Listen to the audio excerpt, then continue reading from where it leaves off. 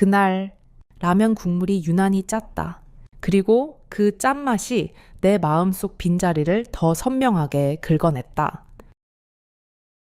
장세원은 젓가락을 들고도 한참 동안 움직이지 못했다. 여름 초저녁, 서울 노원구의 오래된 다세대 주택 3층. 방 안에는 전기밥솥의 작은 전원 불빛과 텔레비전에서 흘러나오는 뉴스 앵커의 차분한 목소리만이 공간을 채우고 있었다. 허리를 펴려다 찌릿한 통증이 올라오자 그는 숨을 한번 들이쉬고 다시 등을 기대었다. 또 이렇게 늙어버렸네. 혼잣말은 라면 국물 위로 떨어져 조용히 증발했다. 식탁 건너편에 놓인 작은 액자가 그의 시선을 붙잡았다. 하얀 블라우스를 입고 환하게 웃던 아내의 사진이었다. 세원은 젓가락을 내려놓고 사진을 향해 천천히 손을 뻗었다. 당신이라면 이렇게 늙지 않았겠지. 목소리가 떨렸지만 그는 금세 입술을 다물었다. 집안 공기가 무겁게 내려앉았다. 창문을 살짝 열자 습한 여름 공기가 들어왔다. 바람에 실려 들어온 건 아내가 생전에 자주 바르던 라벤더 핸드크림 냄새였다. 아직도 화장대 위에 남은 닫힌 병 하나가 그 향을 유지하고 있었다. 세원은 깊은 숨을 들이마시다 결국 짧은 한숨으로 내쉬었다. 라면은 금세 불어버렸고 국물은 점점 식어갔다. 그는 젓가락을 내려놓고 자리에서 일어났다. 허리를 펼 때마다 찌릿하는 통증이 느껴졌지만 그 통증마저도 이젠 익숙했다. 부엌에서 그릇을 씻고 손을 털며 작은 웃음을 지었다. 이게 내 평생이려나? 그가 중얼거리자 어두운 집안이 잠시 대답하는 듯 고요했다. 현관문을 열고 쓰레기를 버리러 나가는 길. 우편함에서 전단지 하나가 떨어졌다. 야간 진열 직원 모집 밤 10시부터 새벽 4시까지. 그는 전단지를 집어들었다.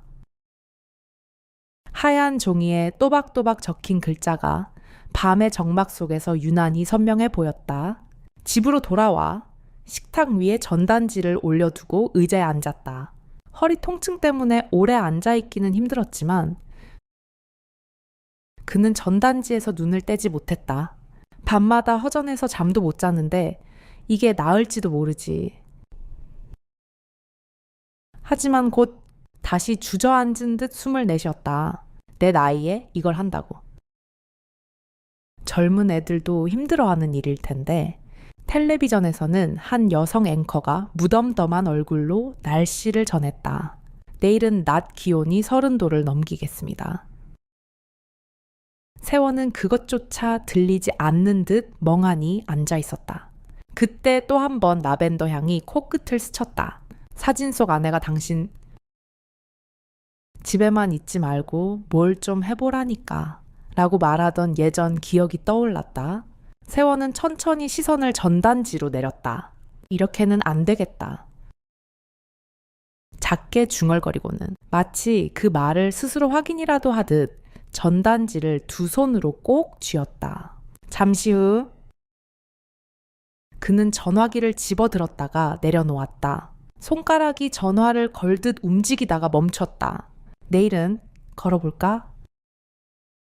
작게 흘린 그의 목소리가 조용한 집안 공기 속에 오래 남았다. 첫 출근 날.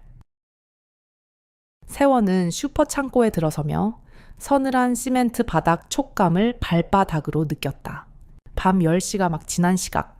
노원구 한길동의 오래된 골목 안에 자리한 달의 슈퍼는 문 앞 간판 불빛만이 희미하게 깜박이고 있었다. 장세원은 약간 낡은 작업화를 신고 창고로 들어섰다. 시멘트 바닥의 서늘함이 발바닥으로 그대로 전해졌다. 그는 잠시 멈춰서 허리를 한번 펴고 숨을 고르며 창고 내부를 둘러보았다. 박스들이 층층이 쌓여 있고 형광등은 오래된 듯 희미한 노란빛을 흘리고 있었다. 내 나이에 이런 일을. 그는 속으로 중얼거리며 두 손을 바지 주머니에 넣었다가 다시 빼며 어색하게 서 있었다. 그 순간 문득 아침에 집에서 라면을 먹으며 아내 사진을 바라보던 장면이 떠올랐다. 당신이 이걸 보면 웃겠지. 혼잣말처럼 흘린 그 말이 마음속에서 다시 울렸다. 그 생각이 떠오르자 세원은 자신도 모르게 입가에 쓸쓸한 미소를 지었다. 창고 구석에서 박스를 정리하던 한 여자가 고개를 들었다. 조용한 눈빛을 가진 중년의 여인이었다. 단정한 단발머리와 차분한 표정이 인상적인 그녀가 천천히 다가왔다. 처음 오셨죠? 장세원 씨 맞으시죠? 그녀의 목소리는 낮고 조용했지만 어딘가 단단함이 느껴졌다. 세원은 잠시 놀란 듯 고개를 끄덕였다. 네, 맞습니다. 오늘부터 야간 근무 시작했습니다. 여자는 고개를 살짝 숙이며 작은 보온병을 내밀었다. 이 시간엔 따뜻한 게 있어야 버텨요. 한 잔 드세요. 세원은 멈칫하며 보온병을 바라봤다. 이 나이에 이런 배려를 받는다는 게 낯설게 느껴졌다. 괜찮습니다. 신세 지는 것 같아서요. 여자는 미소를 살짝 지으며 말했다. 괜찮아요. 저도 처음엔 이게 큰 도움이 됐거든요. 한 모금만 드셔도 피곤이 덜해져요. 세원은 결국 두 손으로 잔을 받아들었다. 뜨겁진 않았지만 보리차의 은은한 향이 코끝에 퍼졌다. 그는 천천히 한 모금 마셨다. 달콤한 맛이 살짝 느껴졌다. 그 순간 세원은 아내가 아침마다 끓여주던 연한 커피 맛을 떠올렸다.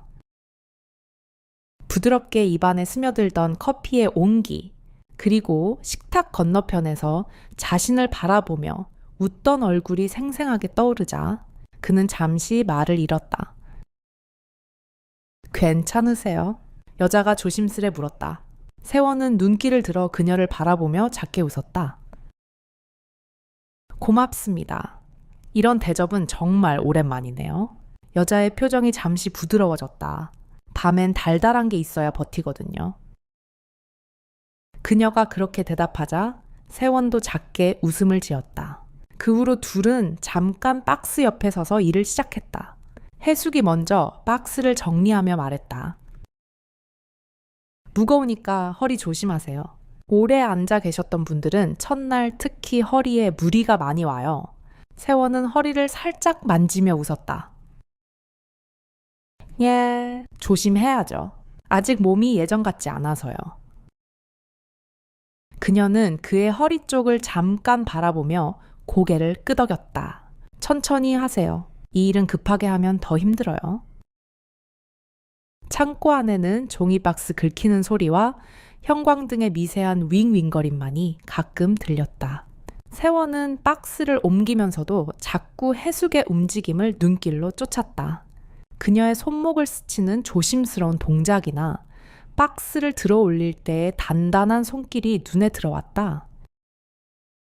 작업이 끝나갈 무렵 세원은 다시 박스를 들고 매대 쪽으로 향하며 잠시 멈췄다. 그는 다시 한번 뒤를 돌아보았다. 해숙이 고개를 숙이고 작은 종이박스를 정리하는 모습이 보였다. 세원은 그 모습을 바라보다가 속으로 중얼거렸다. 이 사람 뭔가 다르다. 그는 다시 고개를 돌려 박스를 옮기며 창고 문을 나섰다. 발소리가 시멘트 바닥에 또각또각 울렸다. 새벽 1시? 슈퍼창고 공기가 약간 눅눅해져 있고 세원은 허리를 펴며 무거운 박스를 옮기고 있었다. 형광등이 간헐적으로 깜빡이며 노란빛을 흘렸다. 장세원은 손바닥에 땀이 맺히는 걸 느끼며 박스를 매대 쪽으로 옮기고 있었다. 박스가 허리를 누를 때마다 그는 순간적으로 얼굴을 찡그렸다. 허리에 묵직한 통증이 익숙하면서도 은근히 거슬렸다. 그는 잠깐 허리를 펴며 손으로 한번 문지르며 숨을 고르다가 다시 박스를 들어 올렸다. 나도 이젠 몸이 내 것이 아닌 것 같아. 속으로 중얼거리며 작게 한숨을 내쉬었다. 조금 떨어진 매대 쪽에서 윤혜숙이 음료 박스를 옮기고 있었다. 세원은 흘깃 그녀를 보았다. 그녀가 작은 몸으로 박스를 조심스레 옮기며 허리를 굽히는 모습이 보였다. 세원은 잠시 생각했다. 저 손목 괜찮으려나? 나라도 대신 들어주면 좋을 텐데. 에이. 해숙은 박스를 들어 올리려다 잠깐 멈췄다.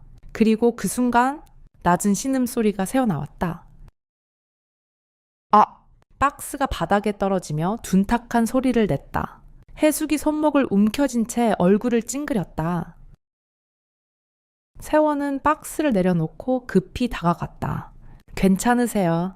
해숙은 조금 당황한 표정으로 고개를 들어 그를 바라봤다. 괜찮아요. 그냥 조금 삐끗했어요. 세원은 그녀의 손목을 바라보다가 조심스레 말했다. 손목 좀 보이세요? 잠깐만요. 해숙은 잠시 주저하는 듯 하더니 조심스럽게 손목을 내밀었다. 세원은 거칠지만 따뜻한 손으로 그녀의 손목을 감싸쥐고 천천히 주물렀다. 그녀의 손이 작고 가늘어 그의 손 안에 쏙 들어왔다. 이거 많이 쓰셨네요. 박스 들다가 무리하신 것 같아요. 해숙은 살짝 고개를 숙였다. 민폐 끼치는 것 같네요. 괜찮은데 세원은 고개를 저으며 말했다. 민폐라니요. 이건 제가 하면 돼요. 무거운 건 제가 할 테니 무리하지 마세요. 그 순간 둘 사이에 짧은 침묵이 흘렀다. 창고 안에 형광등이 깜빡이며 윙윙거리는 소리가 더욱 크게 느껴졌다. 세원의 손은 여전히 그녀의 손목을 부드럽게 주물렀다. 해숙은 잠시 세원을 바라보았다. 그의 얼굴에는 진지한 표정이 깃들어 있었고 그 따뜻한 손길이 오랜만에 느껴보는 안도감을 전했다. 해숙은 조용히 입술을 달싹였다. 고마워요. 세원은 잠깐 그녀를 바라보다가 고개를 끄덕였다. 당연한 거예요. 그는 손을 천천히 놓고 해숙이 들려던 박스를 대신 들어 올렸다. 그의 손등에는 땀방울이 맺혔지만 표정은 담담했다. 이건 제가 옮길게요. 손목은 쉬게 하세요. 해숙은 미안한 듯 고개를 숙였다. 죄송해요. 이래서야 세원은 다시 고개를 저었다. 죄송할 일 아니에요. 서로 도와가며 일하는 거죠. 그는 무거운 음료 박스를 들어 매대 쪽으로 향했다. 형광등 아래에서 그의 어깨가 묵직하게 움직였다. 해숙은 잠깐 그 뒷모습을 바라보았다. 넓은 어깨가 묘하게 든든해 보였다. 박스를 매대에 내려놓고 돌아서는 세원의 시선이 다시 해숙에게 향했다. 그녀는 여전히 손목을 살짝 쓸어내리며 작은 미소를 짓고 있었다. 세원은 잠깐 멈춰 그녀를 바라보다가 박스를 들기 위해 창고 구석으로 향했지만 발걸음이 느리게 끊겼다. 마치 무언가 말을 하고 싶지만 삼키는 듯 그의 발소리가 시멘트 바닥에 묘하게 맴돌았다. 새벽 2시. 평소 세원이 앉던 창고 구석에 플라스틱 의자가 비어 있었다. 노원구 한길동의 밤은 여전히 조용했지만 달의 슈퍼의 창고 안은 평소보다 더 적막했다. 벽시계 초침 소리가 유난히 크게 들렸고 형광등 불빛 아래 먼지들이 느릿하게 떠다녔다. 윤혜숙은 휴게실 창가에 서서 그 구석을 바라보고 있었다. 세원이 항상 앉아있던 자리, 보온병을 내려놓고 조용히 차를 마시던 그 자리가 비어 있었다. 해숙은 작은 물병을 두 손으로 감싼 채 자꾸만 만지작거렸다. 손끝이 차가워졌다가 다시 따뜻해지는 걸 반복하며 그녀의 표정은 점점 굳어졌다. 그녀의 머릿속엔 며칠 전 손목을 잡아주던 세원의 따뜻한 손길이 떠올랐다. 이런 건 제가 하면 돼요. 무리하지 마세요. 그의 낮은 목소리가 귓가를 맴돌았다. 그 기억이 떠오르자 짧은 미소가 번지려 했지만 해숙은 고개를 떨궜다. 휴게실 안에서는 직원 2명이 작은 컵라면을 먹으며 이야기를 나누고 있었다. 요즘 저 둘 좀 이상하지 않아?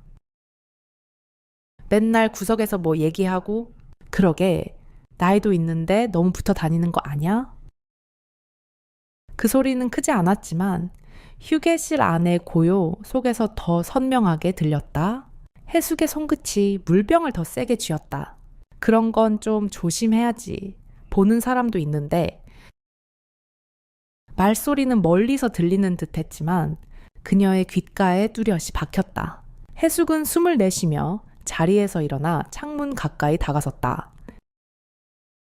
창문 너머로 창고 구석이 보였다. 여전히 비어있는 플라스틱 의자가 시야에 들어왔다. 그 자리는 몇 시간 전까지만 해도 세원이 앉아 조용히 보리차를 마시던 곳이었다. 해숙은 입술을 깨물었다. 가지 말까?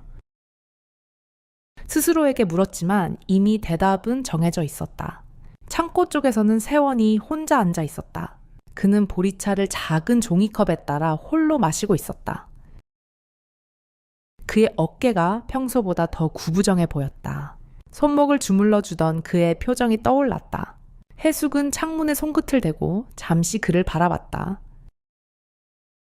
세원은 보리차를 천천히 마시다. 문득 시선을 들었다. 창고와 휴게실을 가르는 창문 너머. 그 순간 해숙의 눈과 그의 눈이 스쳤다. 해숙은 잠깐 숨이 멎는 것 같았다. 하지만 곧 고개를 돌려 창밖을 보는 척하며 시선을 피했다. 세원은 그녀가 돌아서자 다시 조용히 고개를 숙였다. 그는 보리차 종이컵을 두 손으로 감싼 채 한숨을 내쉬었다. 그의 낮은 목소리가 텅 빈 창고 안에 퍼졌다. 역시 나는 너무 서둘렀나 봐. 밤 11시 해숙이 자신의 원룸에서 작은 주전자에 생강과 꿀을 넣고 천천히 끓이고 있었다. 노원구 상계동의 오래된 원룸 건물. 벽에 붙은 낡은 벽지가 습기를 머금고 있었다. 윤해숙은 좁은 부엌 한쪽에서 작은 주전자를 붙잡고 있었다. 꿀과 생강이 서서히 섞이며 달콤하고 은은한 향이 방 안에 퍼졌다. 그녀는 보온병 뚜껑을 닫으며 조용히 한숨을 내쉬었다. 뚜껑 닫히는 소리가 밤의 정막을 깨는 듯 울렸다. 그녀의 손길이 멈추자.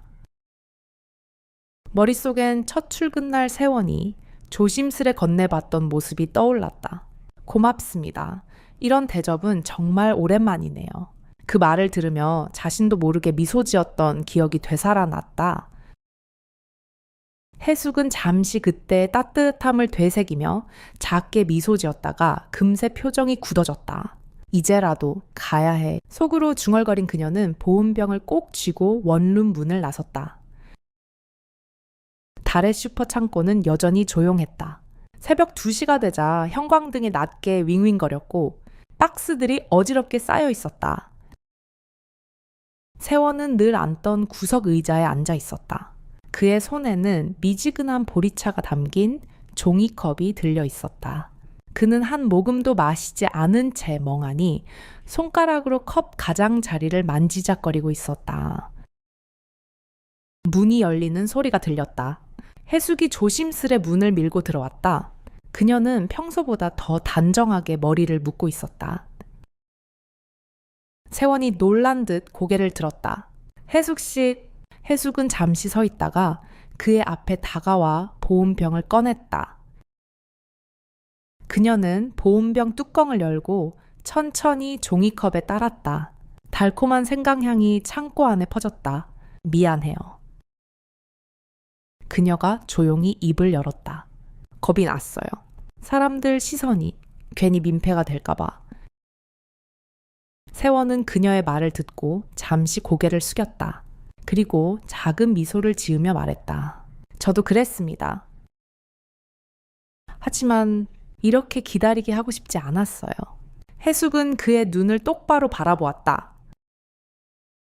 그녀의 눈동자가 약간 흔들리고 있었다. 저도요. 매일 그 자리를 생각했어요. 둘 사이에 잠깐의 침묵이 흘렀다. 형광등이 낮게 진동하는 소리가 귓가에 맴돌았다. 세원은 생강차가 담긴 컵을 들어 한 모금 마셨다. 따뜻함이 입안에서 퍼지며 목을 타고 내려갔다. 세원은 잠시 숨을 고르더니 조심스럽게 손을 내밀었다. 해숙은 그 손을 바라보다가 주저하지 않고 자신의 손을 포개었다. 그의 손은 여전히 거칠었지만 해숙은 그 따뜻함이 오랜만에 느껴보는 안도감이라는 것을 알았다. 세원의 얼굴이 조금 부드러워졌다. 고맙습니다. 이렇게 돌아와줘서. 해숙은 고개를 살짝 숙이며 웃었다. 내일도 이 시간에 있어도 되죠? 세원은 대답 대신 천천히 고개를 끄덕였다. 근무가 끝난 새벽 4시. 슈퍼박 골목길. 시멘트 벽에 아침 이슬이 맺혀 있었다. 노원구 한길동의 새벽 공기는 차가웠다. 장세원은 숨을 천천히 내쉬며 골목길을 걸었다. 그의 옆에서 윤혜숙이 조용히 걸음을 맞추고 있었다.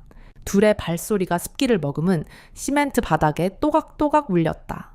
멀리서 신문 배달 오토바이가 지나가는 소리가 들렸지만 이 작은 골목만큼은 여전히 밤의 고요를 간직하고 있었다.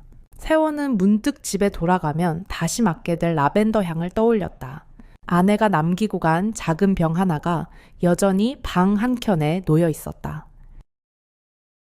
하지만 오늘은 그 향이 전처럼 쓸쓸하게 느껴지지 않을 것 같았다. 그는 고개를 들어 해숙을 바라봤다. 둘은 말없이 골목 끝 작은 공원으로 향했다. 공원 입구에 오래된 벤치가 이슬에 젖어 있었고 가로등 불빛이 은은하게 벤치를 비추고 있었다. 해숙은 천천히 벤치에 앉았다. 세원도 그녀 옆에 나란히 앉았다. 잠시 침묵이 흘렀다. 해숙이 조용히 입을 열었다. 이 시간 그냥 옆에 앉아 있는 것만으로도 좋네요. 세원은 천천히 고개를 끄덕였다. 그의 숨결이 새벽 공기에 하얗게 흩어졌다. 저도요. 굳이 멀리 가지 않아도 이렇게 있으면 충분합니다. 둘은 말없이 공원 주변을 바라봤다. 멀리서 참새가 나뭇가지 위를 날며 짧게 울었다. 해숙은 손등을 살짝 문지르며 주저하듯 세원을 바라봤다. 그의 손이 벤치 위에 놓여 있었고 세원은 잠시 망설이다가 조심스럽게 그녀의 손 위에 자신의 손을 포개었다. 해숙은 손을 빼지 않았다. 오히려 그녀의 손가락이 잠시 머뭇거리다. 천천히 그의 손가락을 감싸 쥐었다. 그 작은 망설임이 오히려 세원의 마음을 더 깊이 울렸다. 이제 정말 괜찮으신 거죠? 해숙이 낮은 목소리로 물었다. 세원은 짧게 웃었다. 네. 이렇게 있으면 괜찮아집니다. 둘은 손을 맞잡은 채 조용히 벤치에 앉아 있었다. 벤치 옆엔 누군가 두고 간 낡은 우산이 기대어 있었다. 세원은 잠시 그 우산을 바라보다가 괜히 마음이 따뜻해지는 걸 느꼈다. 벤치 나무결의 거친 촉감이 손끝에 전해졌지만 그 거친 느낌조차 둘 사이의 온기를 방해하지 못했다. 공원 위로 아침 기운이 서서히 퍼지기 시작했다. 멀리서 신문 배달 오토바이가 다시 한번 골목길을 지나갔다. 세원은 그녀를 바라보며 작게 속삭였다. 내일도 그리고 그 다음 날도 이 자리에 앉아 있을 수 있기를. 세상은 조용히 변하지만 사람 마음의 변화는 더디고 느리다. 장세원과 윤혜숙의 이야기는 그 느린 변화가 얼마나 소중한지 보여준다. 그들의 하루는 여전히 단순했다. 박스를 옮기고 차를 마시고 새벽에 공원을 걷는 일상이었다. 그러나 그 단순함 속에서 오랜 시간 굳게 닫혀있던 마음이 서서히 열렸다. 그리고 그것이야말로 늙은 삶에서 가장 큰 기적이었다. 세원은 늘 몸이 무겁다고 느꼈다. 허리 통증은 오래된 친구처럼 그와 함께 했고 밤마다 찾아오는 불면은 더 이상 특별한 일이 아니었다. 하지만 그가 깨달은 것은 몸의 작은 신호를 무시하는 것이 곧 마음을 닫는 것과 같다는 사실이었다. 해숙 또한 그 사실을 알았다. 손목이 아파도 참고 마음이 허전해도 말하지 않았던 시간들이 얼마나 자신을 지치게 했는지 깨달았다. 둘은 서로의 몸과 마음을 조심스럽게 살폈다. 허리를 펴지 못하는 세원의 모습을 보고 해숙은 따뜻한 차를 내밀었다. 손목이 아픈 해숙을 위해 세원은 무거운 박스를 대신 들었다. 그것은 단순한 친절 같았지만 그 작은 행동들이 서로의 마음에 깊이 스며들었다. 나이가 들수록 사람은 말보다 행동에서 더 큰 위로를 받는다는 걸 보여주는 장면이었다. 삶은 크게 변하지 않았다. 여전히 슈퍼의 밤은 길고 창고의 공기는 눅눅했으며 형광등은 깜빡였다. 하지만 그 시간들이 더 이상 외롭지 않았다. 같은 자리에 앉아 함께 차를 마시고 같은 공기를 들이마시며 서로의 손을 잡는 것만으로도 충분했다. 세상은 자주 사람들에게 더 빠른 변화를 요구하지만 노년의 사랑은 달랐다. 그것은 서두르지 않고 천천히 서로에게 스며드는 것이었다. 세원과 해숙은 조용히 배우고 있었다. 늙었다고 해서 새로운 사랑이 불가능한 건 아니었다. 오히려 나이가 들었기에 더 진지하게, 더 소중하게 서로를 바라볼 수 있었다.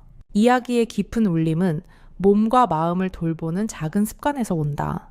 따뜻한 차 한 잔, 상대의 손목을 살짝 주물러주는 손길, 무거운 박스를 대신 들어주는 사소한 행동들이 사람을 살린다. 그것이 바로 조용한 자기 돌봄이며 동시에 타인에 대한 가장 큰 사랑이었다. 노년의 몸은 젊은 시절과 다르다. 쉽게 피로해지고 작은 통증도 오래 간다. 그러나 이 이야기에서 우리는 중요한 교훈을 얻는다. 몸의 작은 신호를 무시하지 않는 것. 스스로를 돌보는데 부끄러워하지 않는 것이야말로 삶을 지키는 첫걸음이다.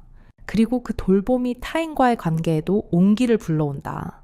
가족과 이웃, 친구에게 건네는 따뜻한 한마디가 때로는 약보다 큰 위로가 된다. 해숙이 세원에게 보리차를 건넨 것처럼, 세원이 해숙의 손목을 살펴준 것처럼 우리가 매일 마주치는 사람들에게도 그런 작은 배려를 할 수 있다면 세상은 조금 더 따뜻해질 것이다. 이 이야기는 또한 가족의 사랑을 조용히 일깨운다. 세원은 아내가 남긴 라벤더 향 속에서 여전히 그녀를 느꼈고, 해숙은 딸에게 마음을 숨기지 않고 전화를 걸었다. 사랑은 멀리 있지 않았다. 오히려 일상의 작은 순간 속에서 다시 피어날 수 있었다. 이야기의 마지막에서 두 사람은 공원 벤치에 나란히 앉아 있었다. 아무것도 하지 않은 채 손을 맞잡고 새벽 공기를 들이마셨다. 그것이야말로 삶의 진짜 치유였다.